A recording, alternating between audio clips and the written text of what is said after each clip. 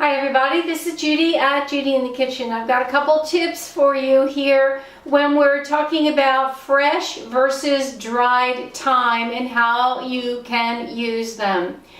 Thyme is a little bit different than some of the other herbs. When you use it dry, it really does need some time to rehydrate. So it's best if you add dried thyme early on in the cooking process, and that will allow time for that flavor to come back to life and be released into the food that you're cooking. So early on with that. Now with the fresh thyme, you can actually go either way. It can be added early on during cooking, or it can be added late in the cooking process.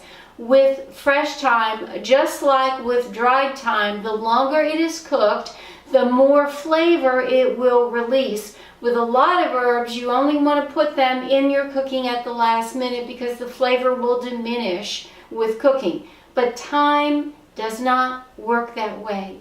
The longer it is cooked, the more flavor it will release. So add it early on or add it late on. And if you're adding the whole sprigs, the stems will not break down in the cooking process, so you will want to remove those sprigs before you serve your food, or someone's going to get one on their spoon and like, ooh, I don't know what to do with this.